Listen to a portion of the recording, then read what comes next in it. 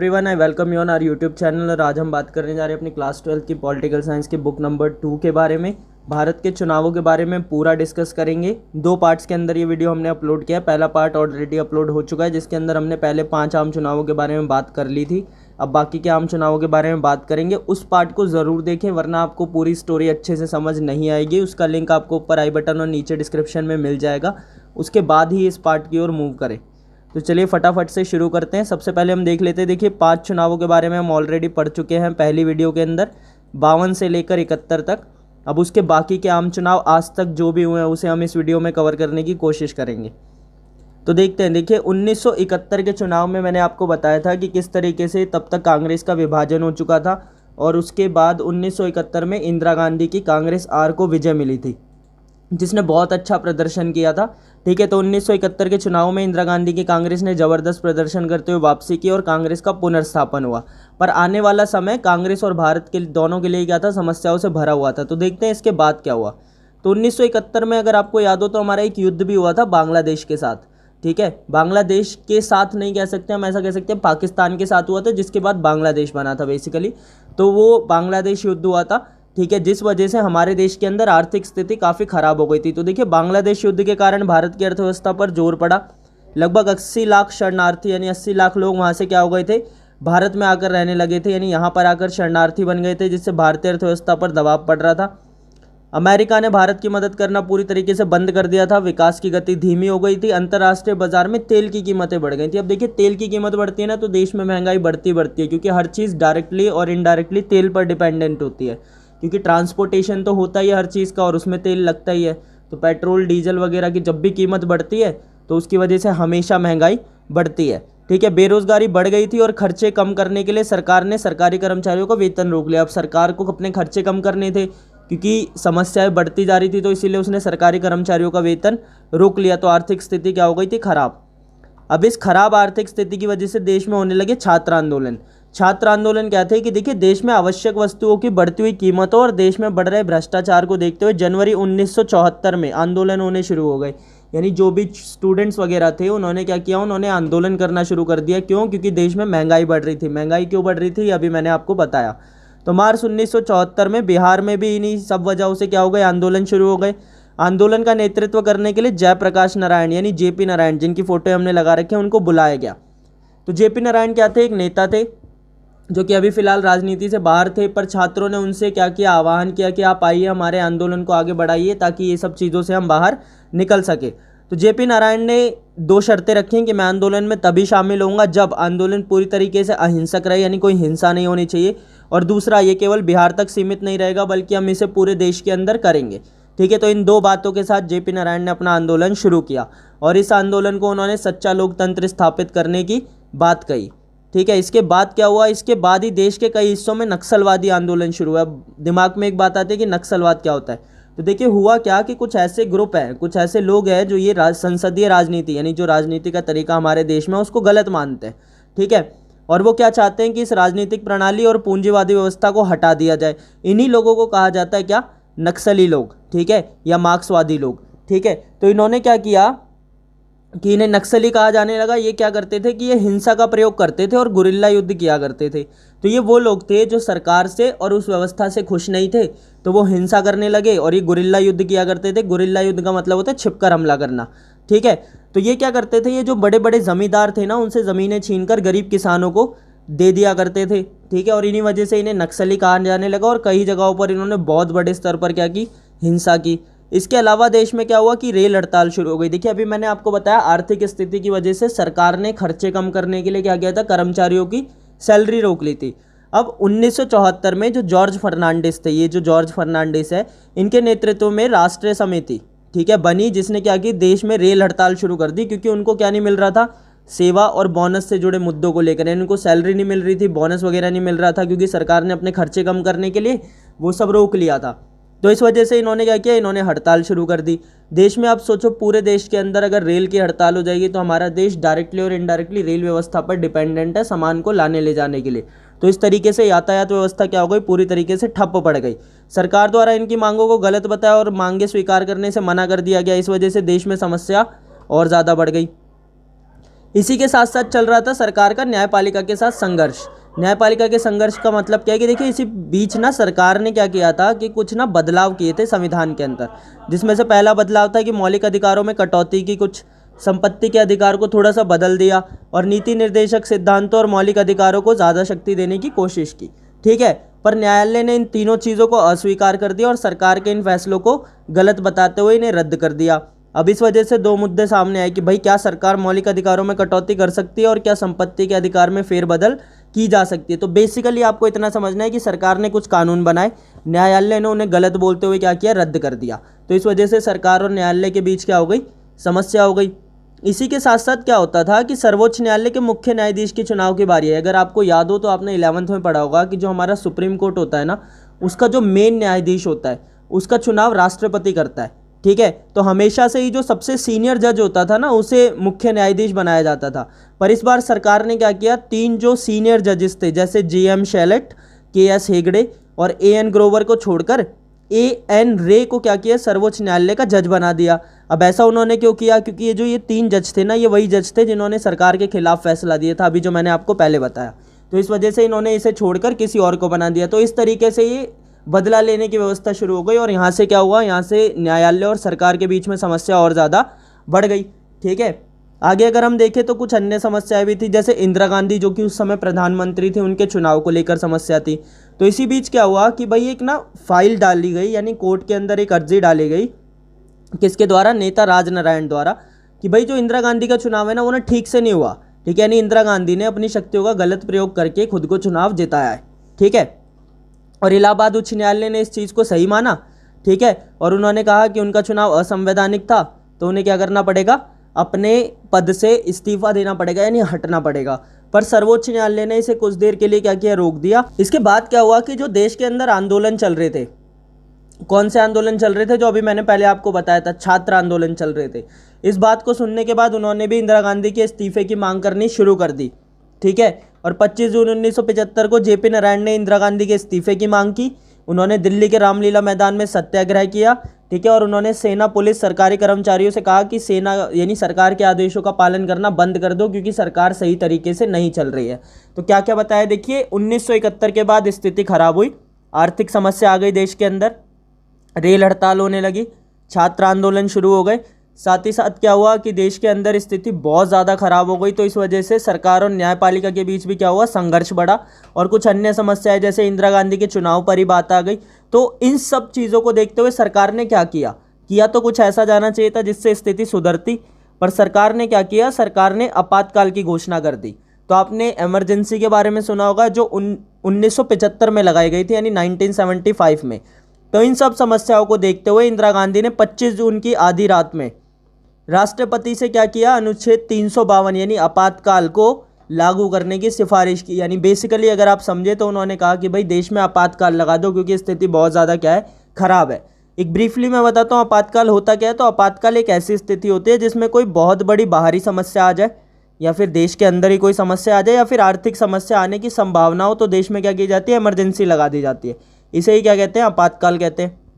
तो इस समय जो भी सारी शक्तियाँ होती है ना, वो ना केंद्र सरकार के पास चली जाती है और राज्य सरकारों के पास से वो शक्तियाँ छीन ली जाती है।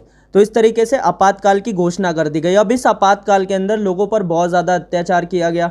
ठीक है, लोगों को उनकी जगहों से हटा दिया गया, नेताओं को गिरफ्तार कर लिया गया, प्रेस पर सेंसरशिप लगाई गई। अगर इसे आपको और डिटेल में समझना है तो आप हमारी वीडियो देख सकते हैं आपातकाल वाली, उसका लिंक आपको ऊपर आई बटन और नीचे डिस्क्रिप्शन में मिल जाएगा। फिलहाल के लिए आपको समझना है कि सरकार ने क्या किया, आपातकाल लगा दिया। अब आपातकाल लगाने के बाद क्या हुआ, आपातकाल खत्म हुआ 1977 के जनवरी में जाकर। तो इसके बाद हुए छठे आम चुनाव, 5वें आम चुनाव इंदिरा गांधी जीती, पिछली वीडियो में बताया था। फिर हुए छठे आम चुनाव, कितने साल बाद, 6 साल बाद।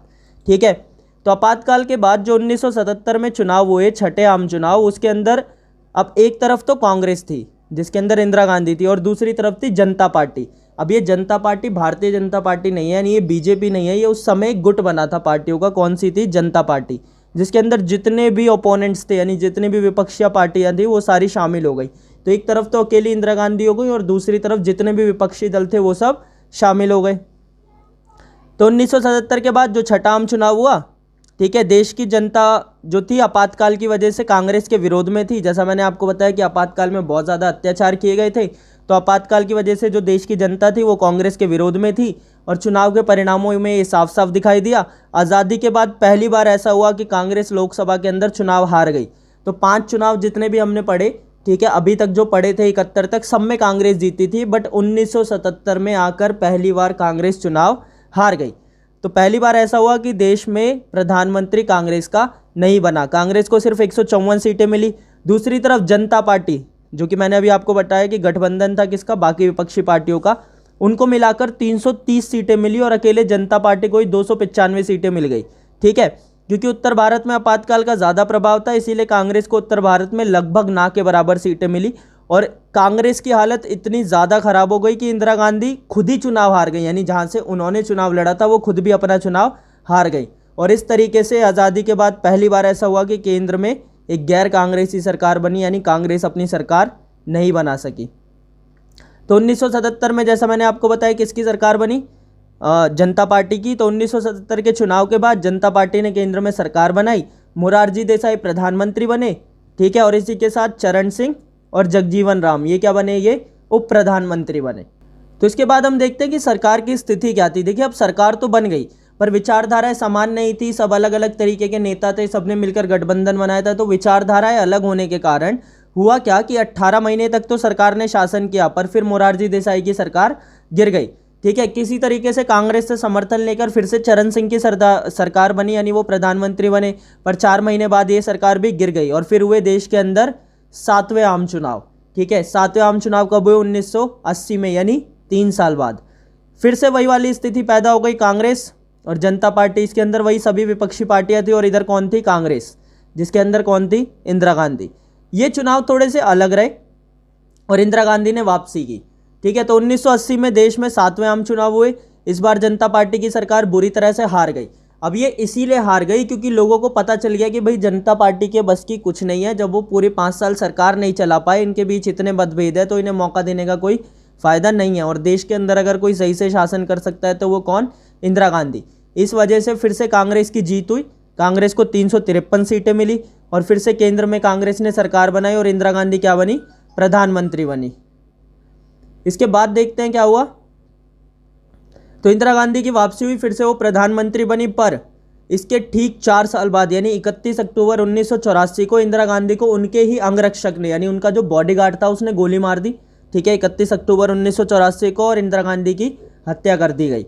ठीक है, इंदिरा गांधी के बाद उनके बड़े बेटे जो कि कौन थे, राजीव गांधी। इनके 2 बेटे थे, पहले थे राजीव गांधी और छोटे थे संजय गांधी। तो राजीव गांधी को क्या मिला, मौका मिला किसका, प्रधानमंत्री बनने का।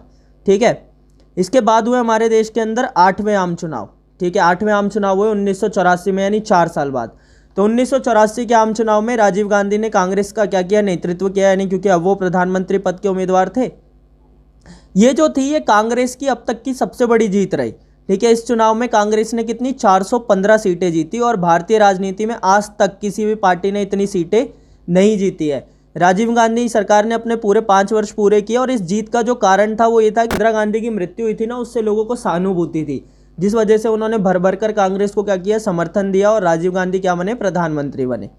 अब राजीव गांधी के शासनकाल में क्या हुआ, देखिए 1984 में उनकी सरकार बनी और 1985 में केस सामने आया, शाहबानो केस। ये डिटेल में आप बाकी वीडियोस के अंदर देख सकते हैं, लिंक मैं प्रोवाइड कर दूंगा। फिलहाल में मैं आपको एक बार ब्रीफली समझा देता हूँ। तो शाहबानो जो थी वो एक मुस्लिम महिला थी जिनकी उम्र लगभग 62 वर्ष के आसपास थी। तो इनके पति ने इन्हें क्या किया, तलाक दे दिया, और वृद्ध होने के कारण ये अपना गुजारा करने में असमर्थ थी, क्योंकि इतनी ज़्यादा वृद्ध थी कि खुद के लिए कमाना फिर रहना क्या था, इनके लिए बहुत ज़्यादा मुश्किल था। तो इस स्थिति को देखते हुए उन्होंने क्या किया, अदालत में एक अर्जी दी और वे अपने पति से गुजारे की मांग करने लगी कि मेरे को गुजारे के लिए कुछ पैसे दिए जाए। अदालत ने उनकी इस मांग को सही ठहराया और उनके पक्ष में फैसला दिया कि आपके पति को आपको पैसे देने पड़ेंगे, यानी आपका पति आपको पैसे देगा, क्योंकि आप इस काबिल नहीं है कि आप क्या कर सके, कमा सके। तो यहाँ तक तो सब ठीक था। समस्या आई सरकार के रवैये पर। तो सरकार ने क्या किया कि भाई जो पुरातन पंथी मुसलमान थे, यानी जो पुरानी सोच के मुसलमान थे, उन्होंने कहा कि भाई ये जो अदालत का फैसला है ये टोटली गलत है और ये मुस्लिमों के साथ, यानी मुस्लिमों के पर्सनल लॉ में क्या किया जा रहा है, हस्तक्षेप किया जा रहा है। ठीक है, और उन्होंने इस फैसले का क्या किया, विरोध किया। अब मुस्लिम नेताओं के दबाव में आकर राजीव गांधी की सरकार ने 1986 में मुस्लिम महिला अधिनियम पास किया। इस अधिनियम के अंतर्गत क्या किया गया, जो कोर्ट ने फैसला दिया था ना, कि शाहबानो को पैसे मिलने चाहिए, उसे पलट दिया गया। ठीक है, और ये बोला गया कि भाई नहीं, उसे पैसे नहीं मिलेंगे क्योंकि ये मुस्लिम लॉ के क्या है, विरुद्ध है। अब उस समय जितने भी बुद्धिजीवी थे, जितने भी महिला संगठन, मुस्लिम महिला जमात वगैरह, सबने सरकार के इस फैसले का विरोध किया। और भारतीय जनता पार्टी यानी जो बीजेपी है, उसने भी राजीव गांधी सरकार के इस फैसले का खुलकर विरोध किया। और साथ ही साथ ऐसा माना गया कि राजीव गांधी ने ऐसा इसीलिए किया ताकि वह मुस्लिम लोगों को खुश कर सके और उनके वोट बैंक हासिल कर सके। दूसरी जो बड़ी घटना थी वो थी बाबरी मस्जिद की। तो जैसा कि आपने बाबरी मस्जिद वाली अगर वीडियो देखी होगी तो आपको पता होगा कि 1949 में बाबरी मस्जिद में ताले लगा दिए गए थे। पर 1986 में न्यायालय ने क्या किया, बाबरी मस्जिद के दरवाजे खोलने का आदेश दिया। इस आदेश के आने के कुछ समय के अंदर अंदर ही बाबरी मस्जिद के दरवाजे खोल दिए गए। कुछ विद्वानों ने ऐसा माना कि ऐसा इसीलिए किया गया ताकि सरकार शाहबानो केस के द्वारा लगाए गए मुस्लिम तुष्टीकरण के आरोपों से बाहर आ सके। तो मैं समझाता हूँ हुआ क्या, कि भाई न्यायालय ने आदेश दिया कि बाबरी मस्जिद के दरवाजे खोल दिए जाए। तो अचानक से, वैसे तो नॉर्मली ऐसा होता नहीं है कि कोर्ट के एक आदेश के मान लो 1 घंटे के अंदर ही कोई सरकार काम कर दे, पर इसने जैसे ही कोर्ट ने आदेश दिया वैसे ही 1 घंटे के अंदर अंदर उस जगह के दरवाजे खोल दिए गए। उसका लाइव टेलीकास्ट किया गया टीवी पर, यह दिखाने के लिए कि राजीव गांधी सरकार हिंदुओं के भी क्या है, समर्थन में। ठीक है, तो इन सब चीज़ों को देखते हुए ऐसा माना गया कि जो शाहबानो केस के अंदर सरकार की इमेज खराब हुई थी ना, उसे ठीक करने की कोशिश यहाँ पर की गई। पर देखते हैं इसका कितना फ़ायदा हुआ। तो 1984 के बाद 5 साल बाद 1989 में यानी 89 में फिर हुए 9वें आम चुनाव। ठीक है, इस बार कहानी बिल्कुल पलट गई, कहानी एकदम खराब हो गई कांग्रेस के लिए। तो पिछले चुनावों में जिस कांग्रेस ने 415 सीटें जीती थी ना, वो कांग्रेस इस चुनाव में सिर्फ 197 सीटें जीत सकी। और कारण क्या था, जो 2 मैंने आपको बताए, तो शाहबानो का केस और दूसरा बाबरी मस्जिद। ठीक है, तो दोनों का समर्थन पाने के चक्कर में कांग्रेस ना तो यहाँ की रही और ना वहाँ की। इस बार कांग्रेस ने विपक्ष में बैठने का फैसला लिया, यानी उसने अपनी सरकार नहीं बनाई। तो सरकार किसकी बनी, सरकार बनी राष्ट्रीय मोर्चे की। राष्ट्रीय मोर्चा क्या था, तो राष्ट्रीय मोर्चा एक गठबंधन था जिसमें कौन कौन शामिल था। देखिए, जनता दल जो 1977 में था, जिसने इंदिरा गांधी को हराया था। ठीक है, और कुछ अन्य क्षेत्रीय दल शामिल थे, और बाद में भाजपा और वाम मोर्चा भी इसमें शामिल हो गया। आपको ये याद नहीं रखना, आपको बस याद रखना है कि राष्ट्रीय मोर्चा जो था वो एक गठबंधन था पार्टियों का। ठीक है, तो इस तरीके से राष्ट्रीय मोर्चे की सरकार बनी और वीपी सिंह क्या बने, प्रधानमंत्री बने। ठीक है, आगे देखते हैं। इसके बाद हुए 10वें आम चुनाव 1991 में, यानी वो सरकार लगभग 2 साल तक चली और उसके बाद 1991 में चुनाव हुए। तो यहाँ पर आपको एक चीज़ समझ आ गई होगी कि जितनी भी बार गठबंधन सरकार बनी वो इतनी ज़्यादा सफल नहीं हुई, क्योंकि अलग अलग विचारधारा के लोग थे, खींचातानी होती थी, सब प्रधानमंत्री बनना चाहते थे, सबको शक्तियाँ चाहिए थी, इस वजह से वो सरकार ज़्यादा नहीं चल पाती थी। तो 2 साल बाद ये सरकार भी गिर गई। अब हुए 10वें आम चुनाव। 10वें आम चुनाव में फिर से कांग्रेस की वापसी हो गई। तो इसमें कांग्रेस की सरकार बनी, AIDMK और कुछ अन्य दलों ने समर्थन दिया। AIDMK, अगर आपने वीडियो देखी है तो आपको याद होगा, द्रविड़ मुन्नेत्र कषगम, ये उसी का ही एक पार्ट था, ऑल इंडिया द्रविड़ मुन्नेत्र कषगम। तो ये पार्टी वही थी। अगर आपको ये नहीं भी पता तो कोई दिक्कत वाली बात नहीं, आप बस याद रखिए कि कांग्रेस की सरकार बनी और प्रधानमंत्री कौन बने, नरसिम्हा राव। इसी दौरान जो फाइनेंस मिनिस्टर थे, जो वित्त मंत्री थे, वो थे डॉक्टर मनमोहन सिंह, जो कि आगे जाकर देश के क्या बने, प्रधानमंत्री बने। ठीक है, तो जो 2 महत्वपूर्ण घटनाएं थी इस दौर की, वो क्या थी, एक तो नई आर्थिक नीति और जो बाबरी मस्जिद को गिराया गया था, वो इन्हीं के दौर में गिराया गया था। इस सरकार ने भी अपने 5 साल पूरे किए और ये जो नई आर्थिक नीति थी, ये मनमोहन सिंह ही लेकर आए थे, जो कि आगे जाकर देश के क्या बने थे, प्रधानमंत्री बने थे। तो इसके बाद हुए 11वें आम चुनाव। 11वें आम चुनाव हुए 1996 में, यानी ठीक 5 साल बाद। अब 11वें आम चुनाव के अंदर क्या हुआ कि 1996 में भाजपा की सरकार बनी, पर अल्पमत में आने के कारण ये सरकार 13 दिनों में गिर गई। यानी ये आप याद रखें कि ये 13 दिनों में गिर गई। फिर दूसरी सरकार किसकी बनी, संयुक्त मोर्चे की। संयुक्त मोर्चा भी राष्ट्रीय मोर्चा की तरह ही क्या था, एक गठबंधन था। बाद में इसे कांग्रेस ने समर्थन दिया और ये सरकार बनी। HD देवगौड़ा क्या बने, प्रधानमंत्री बने। और इसके बाद हुए हमारे देश के अंदर 12वें आम चुनाव। 12वें आम चुनाव के बीच में, यानी इसी बीच क्या हुआ कि देश के अंदर 2 गठबंधन बन गए बड़े बड़े, जिसे अभी आप वर्तमान में भी देखते हैं। पहला गठबंधन बनाया भाजपा ने, दूसरा बनाया कांग्रेस ने। गठबंधन बेसिकली होता क्या था कि बड़ी बड़ी पार्टियां छोटी छोटी पार्टियों को शामिल करके एक ग्रुप बना लेती थी, जिससे कि वो साथ में चुनाव लड़ते थे और जितनी भी सीटें आती थी उसके आधार पर क्या करते थे, अपनी सरकार बनाते थे। तो 2 बड़े बड़े गठबंधन बन गए। पहला बन गया भाजपा, जिसे बोला गया राजग, यानी भाजपा का जो गठबंधन था वो था राजग, जिसकी फुल फॉर्म थी राष्ट्रीय जनतांत्रिक गठबंधन। इंग्लिश में इसे NDA यानी नेशनल डेमोक्रेटिक अलायंस बोला जाता है। ठीक है, इसके अलावा जो दूसरा था वो था कांग्रेस का था संप्रग का क्या था, संयुक्त प्रगतिशील गठबंधन। इसे बोला जाता था UPA इंग्लिश के अंदर, यानी यूनियन प्रोग्रेसिव अलायंस। तो इस तरीके से दो गठबंधन बन गए देश के अंदर और इन्हीं के आसपास फिर आगे की राजनीति घूमती रही है। दो गठबंधन आपको क्या करने हैं, याद रखना है, ठीक है। अभी भी फिलहाल में जो आप सत्ता के अंदर देखते हो ना, जो बीजेपी की सरकार है वो भाजपा की सरकार तो है, बट उसे बोला जाता है एनडीए की सरकार, क्योंकि ये इस गठबंधन की सरकार है, राष्ट्रीय जनतांत्रिक गठबंधन की। ये मैं अभी आपको आगे क्लियर करता हूँ, फिलहाल के लिए इसे पढ़ते हैं। तो इसके बाद हुए 12वें आम चुनाव। आपको बस याद रखना है कि दो गठबंधन बन गए थे। तो 12वें आम चुनाव हुए 1998 में, यानी 2 साल बाद, ठीक है। 1998 में 12वें आम चुनाव हुए। इसमें भाजपा का गठबंधन राजग, जो एनडीए मैंने अभी आपको बताया, वो जीता। अल्पमत में होने के कारण ये सरकार 13 महीने तक चली, यानी 13 महीने बाद फिर से क्या हुए, देश के अंदर चुनाव हुए। 13 महीने यानी 1999 में फिर से चुनाव हुए। इस चुनाव में फिर से राजग जीता, यानी राष्ट्रीय जनतांत्रिक गठबंधन जीता। अटल बिहारी वाजपेयी प्रधानमंत्री बने और इस सरकार ने अपना कार्यकाल पूरा किया। इसके 5 साल बाद क्या हुए, फिर से चुनाव हुए, 14वें आम चुनाव 2004 के, ठीक है। इसके अंदर कांग्रेस का गठबंधन जीता, जो क्या था, संप्रग, संयुक्त प्रगतिशील गठबंधन, और इसके अंदर कौन बने प्रधानमंत्री, मनमोहन सिंह, ठीक है। इसके बाद फिर हुए 15वें आम चुनाव 2008 में, ठीक है, यानी उसके 5 साल बाद, सॉरी ये 2008 नहीं है, 2009 होगा यहाँ पर, ये 2009 के अंदर चुनाव हुए। तो 2009 में देश में 15वें आम चुनाव हुए। इसमें फिर से कांग्रेस का गठबंधन संप्रग जीता और फिर से मनमोहन सिंह क्या बने, प्रधानमंत्री, यानी इन्होंने टोटल 10 साल तक शासन किया।